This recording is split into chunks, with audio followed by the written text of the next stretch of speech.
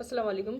So today we will learn about Hodgkin lymphoma कि Hodgkin lymphoma क्या होता है और हम कैसे इसको डिफरेंस करें बिटवीन नॉन हॉजकिन लिम्फोमा। और क्योंकि ट्यूबरक्लोसिस के केस में भी लिम्फोमा जो लिम्फेटिक सिस्टम है वो इन्वॉल्व हो जाता है in in the extra pulmonary tuberculosis, तो उसको कैसे हम डिफरेंस करेंगे।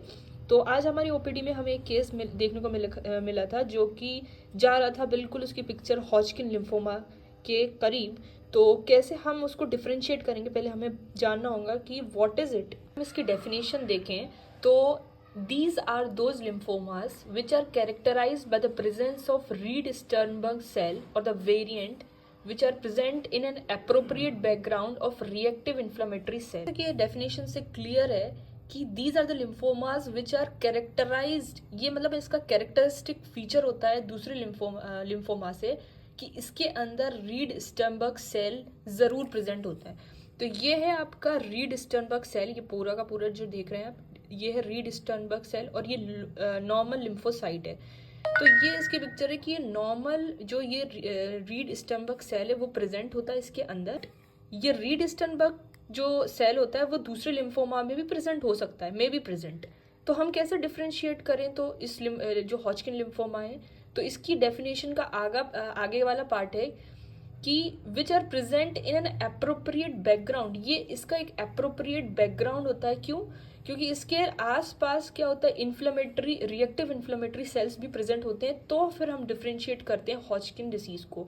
इसके अलग अलग डिफ्रेंशिएटिंग पॉइंट है, वो भी हम डिस्कस करेंगे। लेकिन जो एक इसकी जो डेफिनेशन है, करेक्ट डेफिनेशन है, तो वो यही है कि these are the lymphomas which are characterised with the present of reed Sternberg cell or the variant which are present in an appropriate background। ये पूरा background of reactive inflammatory cells होना जरूरी है। तो ये अकेला प्रेजेंट होना जरूरी नहीं है, बल्कि इसके अंदर रिएक्टिव इन्फ्लेमेटरी सेल्स होना जरूरी है। देखा इसके दो कंपोनेंट हो गए, एक तो रीड स्टर्नबर्ग सेल और दूसरा कंपोनेंट हो गया कि रिएक्टिव इन्फ्लेमेटरी सेल्स हो गया।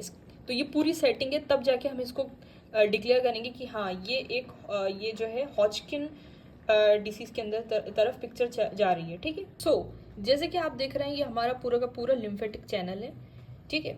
तो लिम्फोमा का जो हॉजकिन लिम्फोमा है पर्टिकुलरली, तो उसका ये रूल होता है कि they get started with one lymphoma और a chain of lymphoma classically, कि वो यहाँ पर हो फिर यहाँ पे आ जाए या फिर यहाँ आ जाए इसको छोड़ के। तो ऐसा नहीं है। सर्वाइकल है तो सर्वाइकल से शुरू होगा, सुप्राक्लैविकुलर, तो पूरा चेन की ऑर्डर, ये इसका एक ऑर्डर है कि ऑर्डर को ही फॉलो करेगा। जबकि जो नॉन हॉजकिन लिम्फोमा होते हैं वो चेन को ऑर्डर नहीं करते, उसका भी रीजन है, वो बताएंगे। लेकिन इसका एक पॉइंट ये है कि these get started with one lymphoma और a chain of lymphoma classically. whereas जो नॉन हॉजकिन लिम्फोमा होता है may started with other than lymph node area.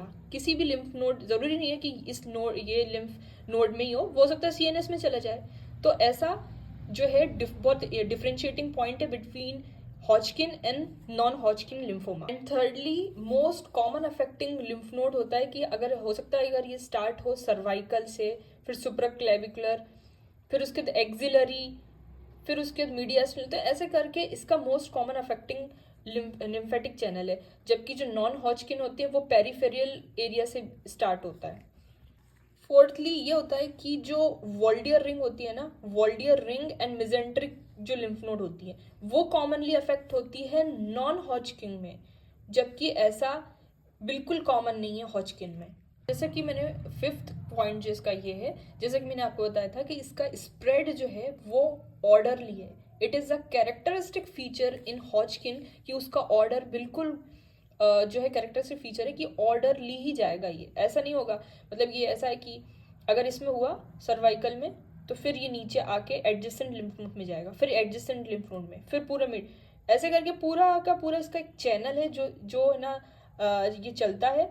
जबकि जो नॉन हॉजकिन होता है उसके अंदर रैंडम होता है, हो सकता है इधर हो सीएनएस में चला जाए, हो सकता है यहाँ हो सकता है यहाँ हो इंग्वाइनल में चला जाए, तो कहीं भी जा सकता है जो नॉन हॉजकिन है। तो the reason is about behind it कि ये एफरेंट जो हॉजकिन होता है वो एफरेंट लिम्फेटिक्स को अफेक्ट करता है, जबकि जो नॉन हॉजकिन होता है वो रैंडम इसलिए होता है कि ये पहले सीएनएस में हो गया, फिर इसको छोड़ के यहाँ हो गया एक्सिलरी, फिर इसको छोड़ के इंग्वाइनल में हो गया, फिर इसको छोड़ के हो सकता है यहाँ से उठ के यहाँ चले जाए फिर से एक्सिलरी में। तो ऐसा क्यों हो रहा है, रैंडम क्यों हो रहा है, चेन में क्यों नहीं हो रहा है? क्योंकि इसका जो स्प्रेड है वो जो है ब्लड के थ्रू होता है, यानी कि हिमेटोजेनिक इसका स्प्रेड होता है। तो अगर जैसे कि हम इसका डिफरेंस देखें दोनों का क्विक रिवीजन में, तो हॉजकिन और नॉन हॉजकिन में क्या डिफरेंस है।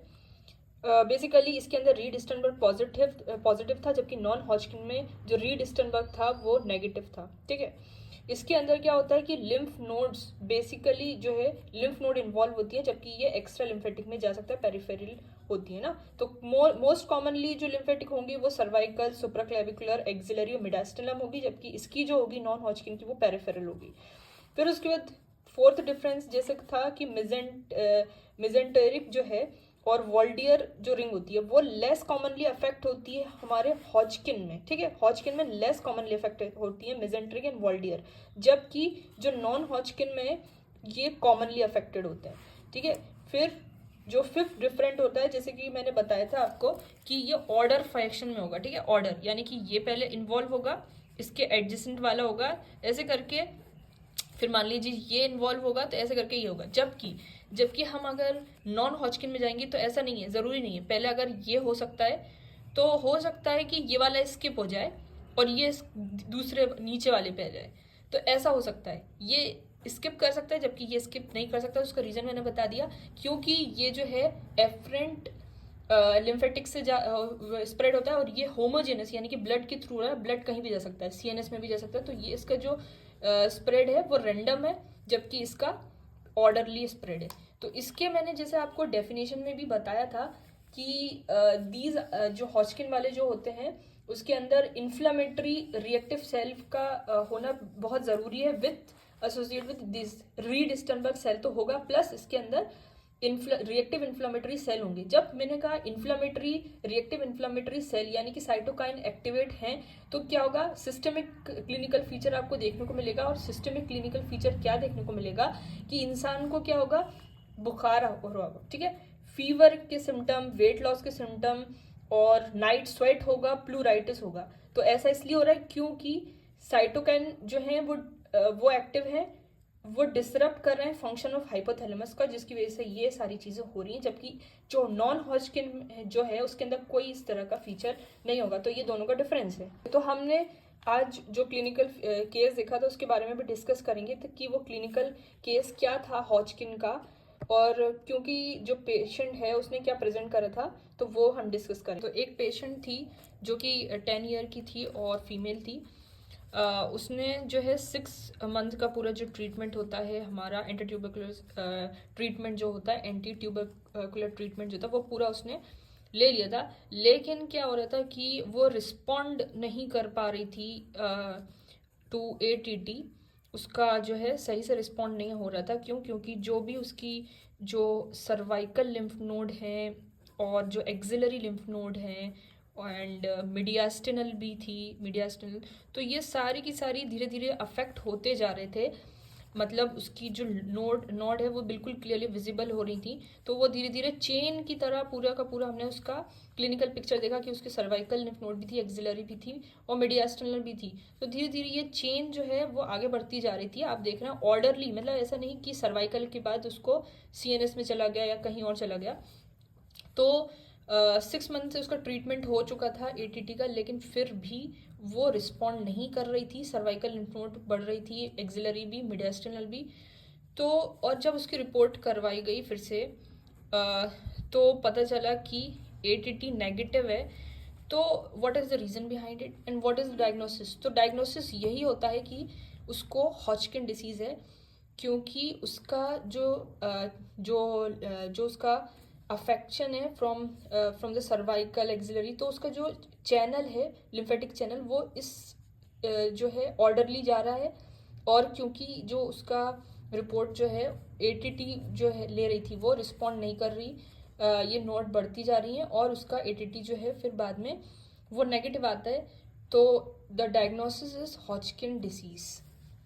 जैसे कि हमने बोला कि उसके अंदर रीड स्टर्नबर्ग सेल जो है वो प्रेजेंट होंगे या फिर उसका वेरिएंट प्रेजेंट होगा, उसके अंदर बैकग्राउंड में रिएक्टिव इन्फ्लेमेटरी सेल जो है ये होना ज़रूरी होता है दोनों का, कि उसका एक तो जो स्टर्नबर्ग जो सेल है वो प्लस जो उसका आपका ये inflammatory cell, reactive inflammatory cell, ठीक है, रिएक्टिव इन्फ्लेमेटरी सेल का होना ज़रूरी है।